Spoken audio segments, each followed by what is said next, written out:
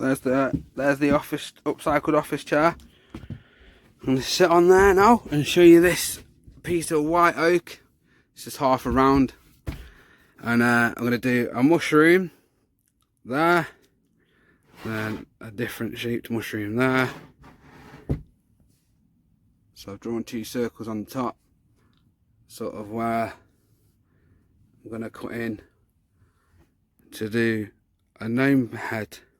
So hat for the gnome head. Nose, maybe eyes, doubt it. And then moustache, lips, beard, and he'll have a mushroom either side of him. So let's see how we get on with this. So because it's so cold outside, I'm making this board, couple of screws into the bottom of here.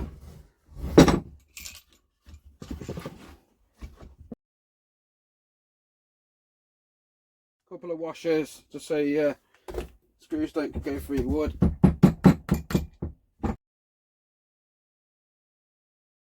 So then it's not going to jump around whilst we work on it. So I'm hoping you can see it, and if you haven't already, please subscribe, appreciate it. And if you have already, thank you very much, appreciate it. So yeah, I'm going to get the MSA 160C out. I'll be back in a sec.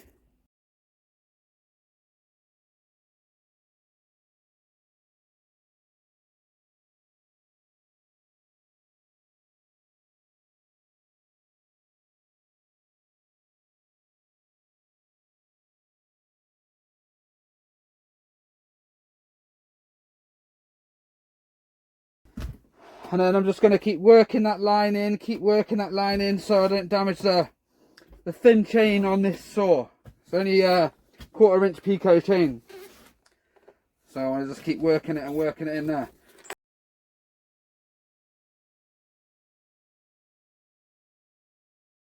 So I'm out the back of there now.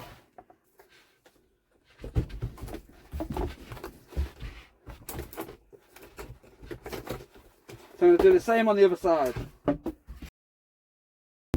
So with this cut, I'm just taking the excess and the mushroom out of the way, so I can keep going through there to the side of the outline of my gnome cut. So I'm just removing the excess we don't need.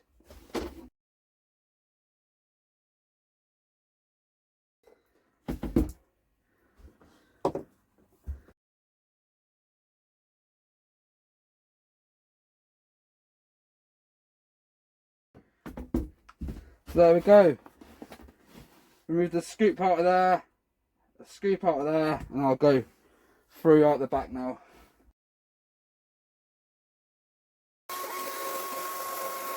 So now I'm just going to round over the top of the mushroom.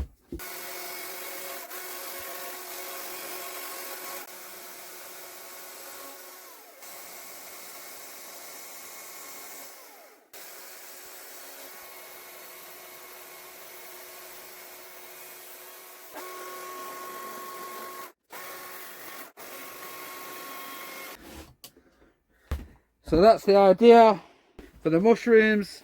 I'm on my face. Need to make some progress on the hat.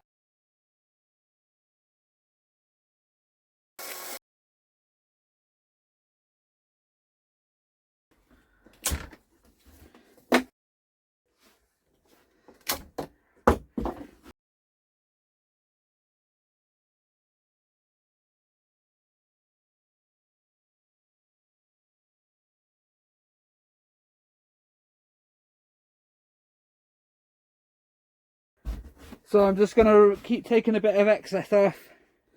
It's a bit awkward to film with it and do it at the same time. So I'm thinking this is like the fattest part there, so it's like the fattest is going to be like here. So if I can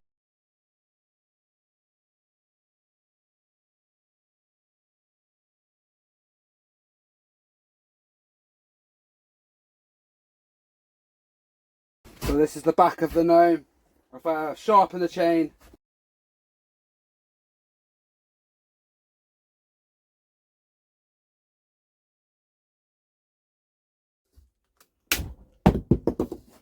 So I'm just whittling away the shape of the mushroom there.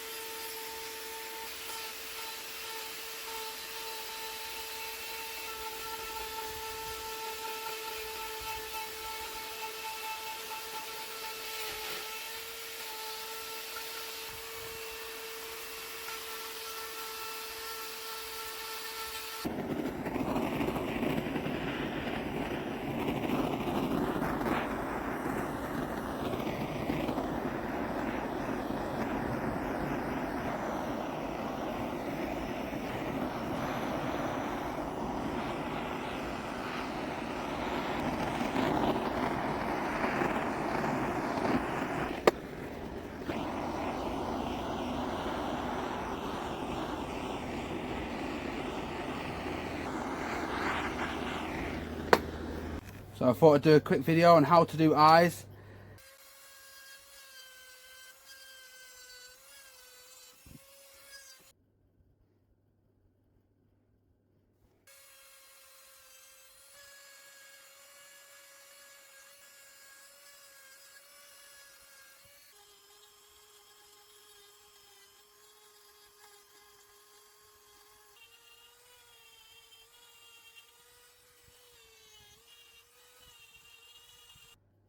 Now we want to get the lower eyelids done.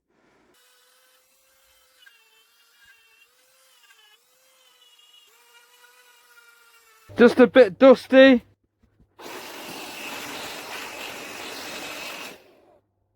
So I've just got normal acrylic paint,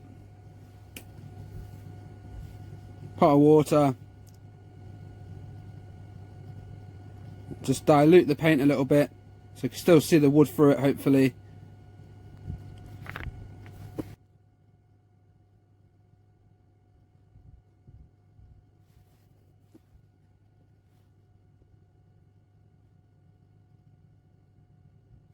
I'm going to add a bit of white paint, and I'm going to leave it solid because the wood's already white, but I want the eyes to stand out from the rest of the wood.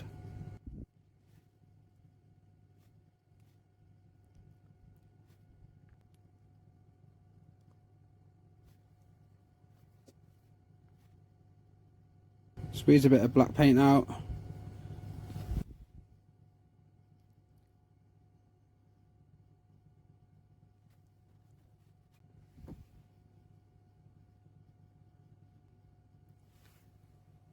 Tidy.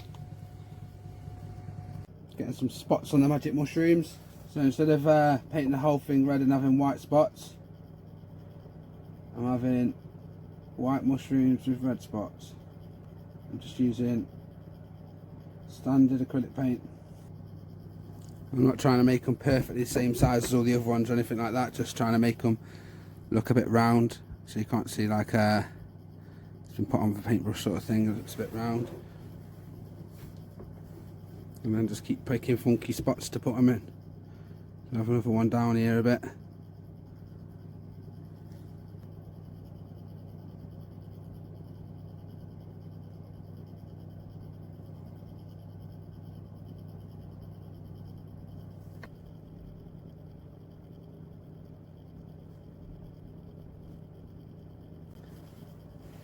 And just standard acrylic paint.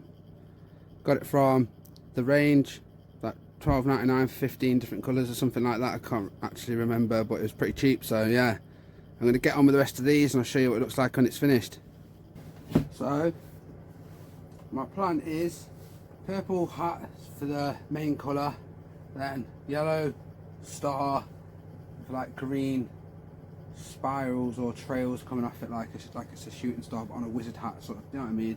So purple hat, gold yellow star, green trails, spirally trails off it. Wish me luck.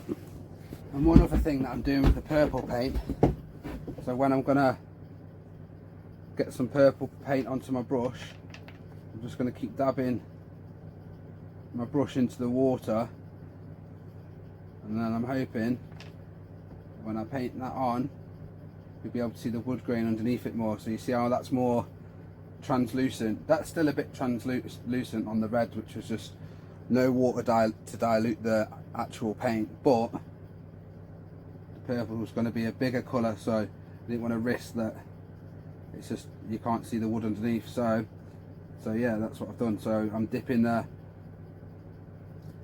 brush in the water. Maybe not every time, because otherwise the purple's going to get more and more diluted with each dip of the brush. But if it looks a bit thick and that like that, I might come back across it with. See, like I should have dipped it really, but it's trial and error, innit? That's what art is. You learn as you go. So spread it out thin. So yeah, see you in a minute. Hold on, look at the grain. Give him a little tongue. Keeps blowing raspberries, he does.